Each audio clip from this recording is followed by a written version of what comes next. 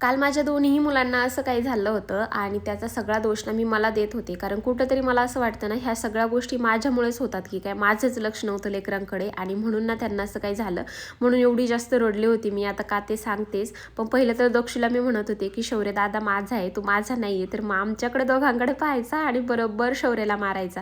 आता काय झालं होतं ते सांगते. माझ्या शौर्याला पहिल्यापासून ना मी असं लोकल शॉपमधलं काही देत नाही, म्हणजे कुरकुरे, चॉकलेट, किंडर जॉय ह्या अशा काही गोष्टी. आणि ह्या वीकमध्ये ना त्याने इतक्या त्या खाल्ल्यासोबतच आईस्क्रीम, आणि म्हणून ना रात्रीतून त्याचा घसा एवढा जाम झाला होता आणि भरपूर असा ताप आला होता त्याला. आणि हे दोघं ना सोबतच खेळत होते, म्हणून त्याचं इन्फेक्शन ना दक्षूला एवढं जास्त झालं ना, कारण कुठेतरी ना लहान लेकरांना ते खूप लवकर होतं. आता घरामध्ये तापेचं औषध होतं म्हणून मी ते शौर्यला दिलं आणि शौर्य ना एकाच तापेच्या औषधामध्ये ना एकदम क्लिअर झाला. पण दक्षू एवढा जास्त डेंजर तापला होता ना, त्याच्या डोळ्यातून असं गरम पाणी निघत होतं. मग मी ना थोडेसे घरगुती उपाय चालू केले, कारण हे काळूबाईला गेलेले होते आणि तिथून घरी येणं काही शक्य नव्हतं. त्यातले त्यात यांना यायला रात्र होणार होती आणि आमच्या गावातले ना डॉक्टर डायरेक्टली 5-6 वाजता येतात, क्लिनिक काय उघडेच नसतात दिवसभर. म्हणून मी थोडेसे घरगुती उपाय चालू केले, जेणेकरून डॉक्टरांना येईपर्यंत त्याला थोडंसं बरं वाटेल. म्हणून ना मी खोबरे तेलाने त्याच्या पूर्ण अंगाची मालिश केली, त्याची टाळू भरली आणि त्यानंतर ना थोडंसं गार पाण्यामध्ये ना मीठ टाकून अशा गार पाण्याच्या पट्ट्या ठेवल्या होत्या डोक्यावर. तो तर अजिबातच ठेवून देत नव्हता, पण मोबाईलमध्ये कसे तरी गाणे लावून ना त्याला थोडंसं नादी लावून ह्या गोष्टी मी करत होते.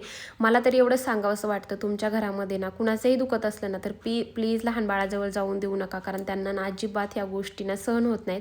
आता घरातली कामं माझी तशीच होती. अन्नाचं एक कणसुद्धा मी सकाळपासून खाल्लेला नव्हता. हे भांडे जे आहेत ना तर ते रात्रीचे होते, ते सुद्धा मी घासले. मग असंच त्याला ना थोडंसं पट्ट्या वगैरे ठेवून गार पाण्याच्या थोडंसं बरं वाटलं, मग तो झोपी गेला आणि त्यानंतर ना मग मी ते भांडे वगैरे घासले. संध्याकाळी 6-6:30च्या दरम्यान मी क्लिनिकमध्ये जाऊन मग त्याला असे मेडिसिन वगैरे घेऊन आले. मग ते मेडिसिन त्याला दिले आणि मग असंच अर्धा पाऊण तास ना मांडीवरती घेऊन त्याच्यासोबत खेळत बसले आणि त्याला ना एकदम असं बरं वाटलं, म्हणजे तो स्वतःहून ना खाली खेळायला लागला आणि इतकं माझ्या जीवात जीव आला होता. म्हणजे मी सकाळपासून ना चहासुद्धा पिले नव्हते, कारण दोघांचं एवढं जास्त दुखत होतं आणि त्यातले त्यात एकटी मी घरी एवढी जास्त घाबरले होते. आणि मग हा खेळायला लागला आणि शौर्यसुद्धा ना मग स्टडी करायला लागला. मग त्याच्यानंतर मी ते स्वयंपाक बनवायला घेतला, तर शौर्य पोटभर जेवण करेल ना, म्हणून त्याच्यासाठी ते सिंपल मी मूगडाळ, तांदूळ आणि फक्त बटाटा असं काही टाकून मी ते एकच मिरची टाकून ना त्याच्यासाठी ते खिचडी बनवली होती आणि दक्षूसाठी ना नाचणी बनवली होती. दोघांनाही जेव घातलं. बाकी काळजी करण्यासारखं काहीच नाही, कारण शौर्य आज स्कूलमध्ये गेलाय आणि दक्षू पण एकदम बरा आहे. तुमचं असंच प्रेम राहू द्या. आपण भेटू नेक्स्ट व्हिडिओमध्ये. तोपर्यंत आपल्या चॅनलला असेच कनेक्ट राहा. Bye bye.